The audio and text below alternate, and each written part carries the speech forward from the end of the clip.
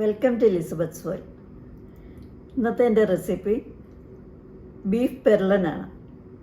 അത് നമ്മുടെ വീടുകളിലൊക്കെ പഴയ കാലങ്ങളിൽ സദ്യകൾക്കൊക്കെ ഉണ്ടാക്കിക്കൊണ്ടിരുന്ന ഒരു ബീഫ് പെരളൻ. അപ്പോൾ അതെങ്ങനെയാണ് തയ്യാറാക്കുന്നതെന്ന് നമുക്ക് നോക്കാം. 1.5 കിലോ ബീഫ് കഴുകി വൃത്തിയാക്കി വെച്ചിരിക്കുകയാണ്. ആദ്യം നമുക്ക് കുറച്ച് തേങ്ങ വറുത്തെടുക്കണം. 1.5 കിലോ ബീഫിന് ഒരു 1/4 കപ്പ് തേങ്ങ മതിയാവും, ഒരു ചെറിയ മുറി തേങ്ങ. പിന്നെ നമുക്ക് വേണ്ടത് ഒരു 6 ചുവന്നുള്ളി ചെറുതായിട്ട് കീറിയത്, ഒരു 5 വറ്റൽമുളക്, കുറച്ച് കറിവേപ്പില. അപ്പം ഞാൻ ഇപ്പോൾ തേങ്ങ കുറച്ച് അധികം വറുക്കുന്നുണ്ട്, അതെനിക്ക് വേറൊരു കറിക്കും കൂടെ വേണ്ടിയിട്ടാണ്. ഈ കറിക്ക് നമ്മൾ ഉപയോഗിക്കുന്നത് മല്ലിപ്പൊടിയും മുളക് പൊടിയും ഒന്നുമല്ല. നമ്മൾ മുളക് വറുത്തെടുക്കുകയാണ്, അതുപോലെ തന്നെ മുഴുവൻ മല്ലിയാണ് എടുക്കുന്നത്. ഇതെല്ലാം വറുത്ത് പൊടിച്ചാണ് നമ്മൾ എടുക്കുന്നത്. അപ്പോൾ അതിനായിട്ട് ഞാൻ എടുത്തിരിക്കുന്നത് ഇവിടെ ഒരു 12 പിരിയൻ മുളകാണ് എടുത്തിരിക്കുന്നത്, അതായത് കാശ്മീരി ചില്ലി. അപ്പോൾ നിങ്ങൾക്ക് മറ്റേ മുളക് മിക്സ് ചെയ്യണമെങ്കിൽ ആ മുളകും കൂടെ മിക്സ് ചെയ്തെടുക്കാം, കാരണം ഇത് ഇച്ചിരി എരിവൊക്കെ ഉള്ളൊരു കറിയാണ്.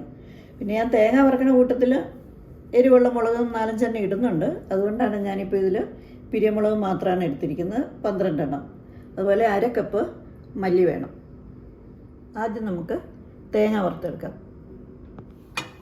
പാൻ ചൂടായിട്ടുണ്ട്.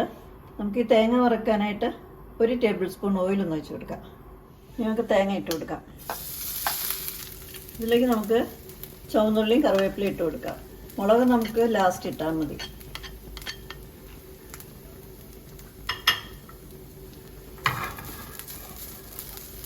ഇനി നല്ല ബ്രൗൺ കളറിലായിട്ട് വറുത്തെടുക്കാം. ഹൈ ഫ്ലെയിമിലൊന്നും വെക്കേണ്ട, ഒരു മീഡിയം ഫ്ലെയിമിലിട്ട് വറുത്തെടുക്കാം.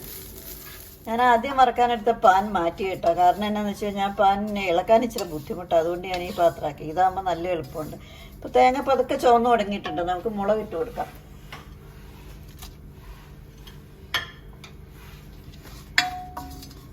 ഇത് നല്ല ബ്രൗൺ കളറാവണം.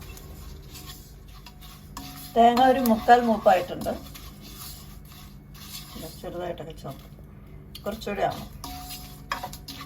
തേങ്ങ നന്നായിട്ട് മൂത്തിട്ടുണ്ട് കണ്ടോ. ഈ പരുവത്തിന് നമുക്കിനി ഫ്ലെയിം ഓഫ് ചെയ്യാം. ഞാൻ ഫ്ലെയിം ഓഫ് ചെയ്തു. ഫ്ലെയിം ഓഫ് ചെയ്തതിന് ശേഷം നമ്മളിങ്ങനെ നന്നായിട്ട് ഇളക്കിക്കൊണ്ടിരിക്കണം കുറച്ച് സമയം. കാരണം എന്താണെന്ന് വെച്ചാൽ ഈ പാത്രത്തിൽ നല്ല ചൂടുണ്ട്, അപ്പോൾ ഈ തേങ്ങ പെട്ടെന്ന് കരിഞ്ഞു പോകും. അപ്പോൾ കുറച്ച് സമയം കൂടി നമ്മൾ ഇതുപോലെ ഇളക്കണം. അപ്പം നന്നായിട്ട് തേങ്ങ മൂത്തിട്ടുണ്ട്. ഈ പാത്രത്തിലിരുന്നാൽ ചിലപ്പോൾ കരിഞ്ഞു പോകും. അപ്പം നമുക്ക് ഇതിൽ നിന്ന് വേറൊരു പാത്രത്തിലേക്ക് മാറ്റാം. നമ്മൾ പ്ലേറ്റിട്ട് മാറ്റിയതിന് ശേഷം ഇടയ്ക്കൊക്കെ ഒന്ന് ഇളക്കി കൊടുക്കണേ, കാരണം ചെറുതായിട്ട് ചൂടുണ്ട് ഇതിന്. ഇപ്പോൾ പാകം മൂപ്പായിട്ടുണ്ടല്ലോ, ഇനി കരിഞ്ഞു പോകണ്ട. ഇനിയിപ്പോൾ നന്നായിട്ട് ചൂടാറിയതിന് ശേഷം നമുക്ക് മിക്സിയിൽ അരച്ചെടുക്കാം. ഒട്ടും വെള്ളം ചേർക്കരുത്, വെള്ളം ഇല്ലാണ്ട് തന്നെ അരച്ചെടുക്കണം. തേങ്ങ ഇപ്പോൾ വറുത്ത് കഴിഞ്ഞു. ഇനി നമുക്ക് മല്ലിയും മുളകും വറുത്തെടുക്കാം. ഇനി ഇതിൽ കുറച്ച് ഓയിൽ ഒഴിച്ച് കൊടുക്കുകയാണ് ഒന്ന് വറുക്കാനായിട്ട്. ഓയിലില്ലെങ്കിലും കുഴപ്പമൊന്നുമില്ല, ഞാനൊരു കുറച്ച് ഒഴിക്കുക. ലോ ഫ്ലെയിമിലിട്ട് വറുത്തെടുക്കാം. കരിഞ്ഞു പോകാൻ പ്രത്യേകം ശ്രദ്ധിക്കണം. ഇപ്പോൾ മുളക് കൂടെ മൂത്ത് തുടങ്ങിയിട്ടുണ്ട്. ഇനി നമുക്ക് ഫ്ലെയിം ഓഫ് ചെയ്യാം. ആ ചൂടിൽ കിടന്നിട്ട് കുറച്ചും കൂടെ മൂത്ത് നല്ലോണം ഇളക്കിക്കൊണ്ടിരിക്കണം. അപ്പം നന്നായിട്ട് മുളക് മൂത്തിട്ടുണ്ട്. ഇനി നമുക്ക് ഈ പാത്രത്തിൽ നിന്ന് മാറ്റാം.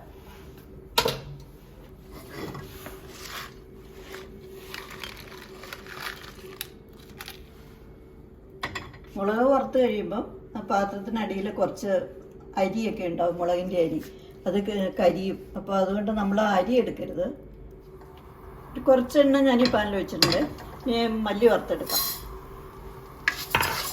മല്ലി മുളകൊക്കെ വറുക്കുമ്പോൾ എണ്ണ വേണമെന്ന് ഒരു നിർബന്ധമില്ല കേട്ടോ, എണ്ണ ഇല്ലാണ്ടും വറുത്തെടുക്കാം. പിന്നെ എണ്ണയൊക്കെ ഒഴിക്കുമ്പോൾ കുറച്ചുകൂടെ ടേസ്റ്റൊക്കെ വരും. മല്ലി നന്നായിട്ട് മൂത്തിട്ടുണ്ട്. നമുക്ക് ഫ്ലെയിം ഓഫ് ചെയ്യാം. ഇനിയിപ്പോൾ ഇളക്കിക്കൊണ്ടേ ഇരിക്കണം കേട്ടോ, ഈ പാത്രത്തിന് ചൂടുണ്ടല്ലോ, അപ്പോൾ കുറച്ചും കൂടി ഒരു മൂപ്പാവും. നമ്മളിങ്ങനെ നിർത്താതെ ഇളക്കണം, കാരണം നല്ല ചൂടുണ്ട് ഈ പാത്രത്തിന്. അപ്പോൾ കുറച്ചും കൂടി ഇത് മൂക്കും. അപ്പോൾ അത് അനുസരിച്ച് വേണം നമ്മൾ ഈ ഫ്ലെയിം ഓഫ് ചെയ്യാനായിട്ട്. നല്ല നന്നായിട്ട് മൂത്തിട്ടുണ്ട്. ഇനി നമുക്ക് ഈ പാത്രത്തിൽ നിന്ന് വേറെ ഒരെണ്ണത്തിലേക്ക് മാറ്റാം.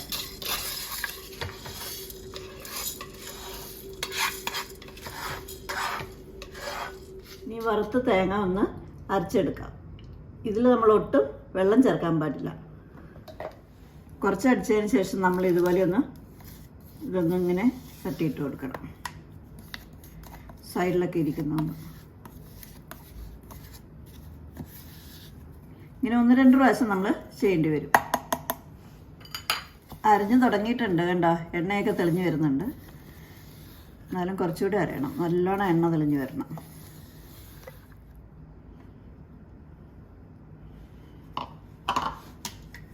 നല്ലോണം പറഞ്ഞിട്ടുണ്ട്. ഇതുപോലെ നല്ല വെണ്ണ പോലെ അരയണം, കണ്ടോ. ഇത് നമുക്ക് വേറൊരു പാത്രത്തിലേക്ക് മാറ്റാം. അതിനുശേഷം നമുക്കിതിൽ മല്ലിയും മുളകും കൂടെ അരച്ചെടുക്കണം.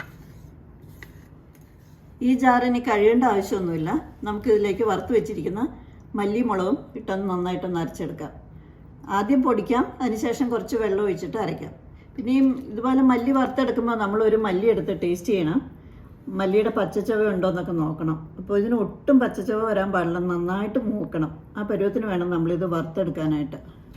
അതുപോലെ കരിയാതെ ശ്രദ്ധിക്കുകയും വേണം.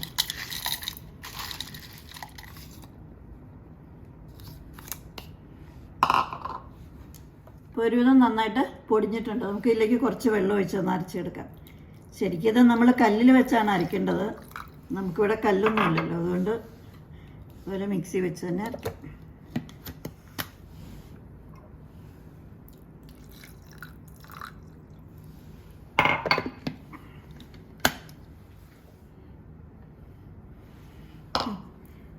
നല്ലോണം അരഞ്ഞിട്ടുണ്ട്.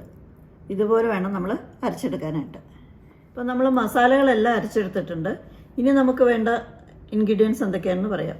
ഒരു 200 ഗ്രാം ചുവന്നുള്ളി ചെറുതായിട്ട് അരിഞ്ഞത്, പിന്നെ ഒരു 3 ടേബിൾ സ്പൂൺ വെളുത്തുള്ളി അരിഞ്ഞത്, അത് നല്ല പൊടിയായിട്ട് വേണം അരിയാനായിട്ട്. പിന്നെ ഒരു 2 ടേബിൾ സ്പൂൺ ഇഞ്ചി അരിഞ്ഞത്, പിന്നെ 2 പച്ചമുളക്, പിന്നെ കുറച്ച് കറിവേപ്പില. പിന്നെ ഇത് തേങ്ങ, ഞാൻ കുറച്ച് തേങ്ങാക്കൊത്ത് ചേർക്കുന്നുണ്ട്. ഇത് ശരിക്കും ഇഷ്ടമുള്ളവർക്ക് ചേർത്താൽ മതി കേട്ടോ, കാരണം നമ്മൾ വറുത്ത തേങ്ങ ചേർക്കുന്നുണ്ട്. അപ്പോൾ തേങ്ങാക്കൊത്ത് വേണമെന്ന് നിർബന്ധമൊന്നുമില്ല. പിന്നെ ഇഷ്ടമുള്ളവർക്ക് അതും ചേർക്കാം. പാൻ ചൂടായിട്ടുണ്ട്, ഇതിലേക്ക് കുറച്ച് ഓയിൽ ഒഴിച്ച് കൊടുക്കാം.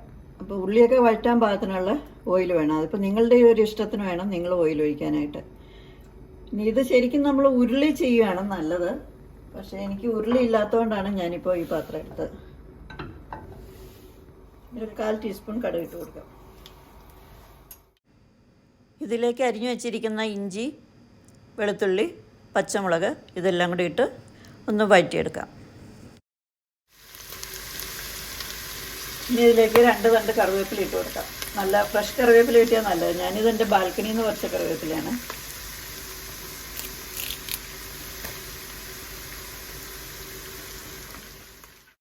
ഇഞ്ചിയും വെളുത്തുള്ളിയൊക്കെ ചെറുതായിട്ട് വാടി വന്നിട്ടുണ്ട്. നമുക്കിനി ഇതിലേക്ക് അരിഞ്ഞു വെച്ചിരിക്കുന്ന ചെറിയ ഉള്ളി ഇട്ട് കൊടുക്കാം.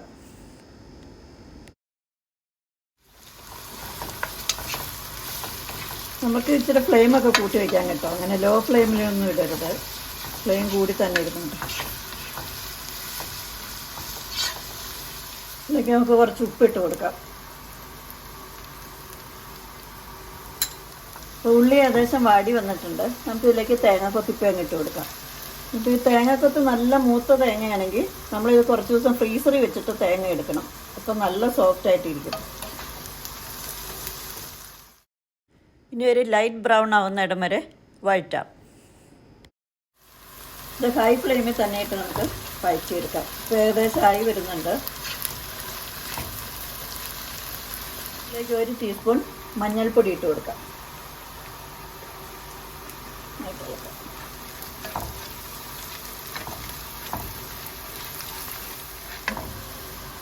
ഉള്ളി ഏകദേശം മൂത്തിട്ടുണ്ട്. ഇപ്പോൾ ഒരു ഒത്തിരി അങ്ങനെ ബ്രൗൺ ആവണ്ട, ഒരു ലൈറ്റ് ബ്രൗൺ അത് മതി. ഇപ്പോൾ പാകത്തിനായിട്ടുണ്ട്.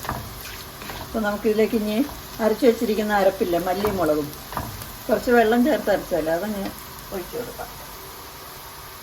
ഈ മല്ലിയുടെ ഒട്ടും പച്ച കുത്തൽ പാടില്ല. അപ്പോൾ നമ്മൾ അതനുസരിച്ച് ഇതിലിട്ടൊന്ന് വഴറ്റിയെടുക്കാം.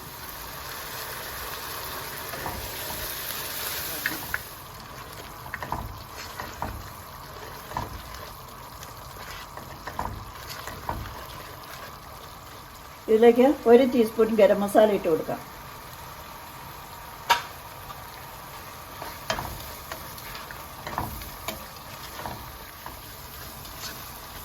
മസാല ഇവിടെ മൂത്തിട്ടുണ്ട്.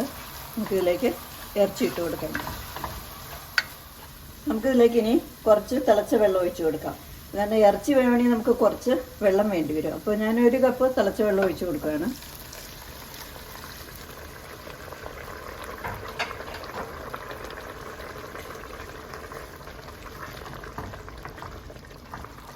ഇനി ഇതിലേക്ക് ഇറച്ചി ഇട്ട് കൊടുക്കാം. ഇടയ്ക്ക് വെള്ളം കുറവാണെന്ന് തോന്നുകയാണെങ്കിൽ തിളപ്പിച്ച വെള്ളം ഒഴിച്ചു കൊടുക്കാവുന്നതാണ്. ഇനി ഒരു മീഡിയം ഫ്ലെയിമിലിട്ട് മൂടി വെച്ച് നമുക്ക് വേവിക്കാം. നമ്മൾ ബീഫ് ഇടയ്ക്കൊക്കെ ഒന്ന് ഇളക്കി കൊടുക്കണം കേട്ടോ. ഇപ്പോൾ ഏകദേശം ഒരു 3/4 വേവായിട്ടുണ്ട്. അപ്പോൾ ഈ സമയം നമ്മൾ ഇതിൻ്റെ ഉപ്പ് നോക്കണം. അതുപോലെ ഗരം മസാല വേണമെങ്കിൽ കുറച്ചിട്ട് കൊടുക്കാം. അതുപോലെ കുരുമുളക് പൊടി. അപ്പം ഞാൻ ഗരം മസാലയുടെ കൂട്ടത്തിൽ കുറച്ച് കുരുമുളക് ഇട്ടാണ് പൊടിച്ചത്. അതുകൊണ്ട് ഞാനിതിലധികം കുരുമുളക് പൊടിയൊന്നും ചേർക്കുന്നില്ല. അപ്പോൾ നിങ്ങളിതെല്ലാം നോക്കിയിട്ട് വേണമെങ്കിൽ ചേർത്ത് കൊടുക്കാം. ഇനി കുറച്ച് സമയം കൂടെ വേവിച്ചെടുക്കാം. ബീഫ് നന്നായിട്ട് വെന്തിട്ടുണ്ട്. ഇനി നമുക്ക് വറുത്തരച്ച തേങ്ങ ഇതിലേക്ക് ഒഴിച്ചു കൊടുക്കാം. ഇനി ആ വറുത്തരിരുന്ന പാത്രത്തിൽ കുറച്ച് ചൂടുവെള്ളവും കൂടി ഒഴിച്ചിട്ട് നമുക്കതൊന്ന് കഴുകി ഇതിലേക്ക് ഒഴിക്കാം. ഇനി നല്ലതുപോലെ ഒന്ന് തിളച്ചതിന് ശേഷം നമുക്ക് ഫ്ലെയിം ഓഫ് ചെയ്യാവുന്നതാണ്. ഒന്നും കൂടെ നമ്മൾ ഉപ്പൊക്കെ നോക്കണം. കുറച്ച് വെള്ളം കൂടെ നമ്മൾ ചേർത്തല്ലോ. അപ്പോൾ അതിന് ഉപ്പ് കുറവാണെന്നുണ്ടെങ്കിൽ കുറച്ചുകൂടി ഇട്ട് കൊടുക്കാം. ഇതിലേക്ക് കുറച്ച് കറിവേപ്പിലയും കൂടെ ഇട്ട് കൊടുക്കാം.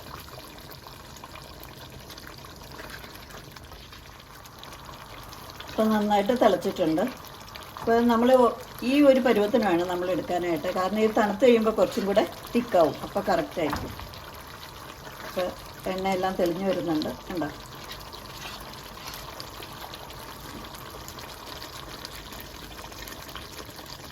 ഇനി ഒരു 2 മിനിറ്റ് നമുക്ക് ലോ ഫ്ലെയിമിലൊന്ന് വെച്ച് കൊടുക്കാം. ബീഫ് ഇവിടെ റെഡി ആയിട്ടുണ്ട്. അപ്പോൾ പാകത്തിന് ഉപ്പും എരിവും എല്ലാം കറക്റ്റാണ്. അപ്പോൾ ഞാൻ ഇനി ഫ്ലെയിം ഓഫ് ചെയ്യാൻ പോവാണ്. സദ്യ ബീഫ് കറി ഇവിടെ റെഡി ആയിട്ടുണ്ട്. അപ്പോൾ എല്ലാവരും ഒന്ന് ട്രൈ ചെയ്ത് നോക്കണം. ഇതിനൊരു പ്രത്യേക ടേസ്റ്റാണ്. ഈ തേങ്ങയൊക്കെ വറുത്തരച്ച് ഉണ്ടാക്കുന്നതല്ലേ.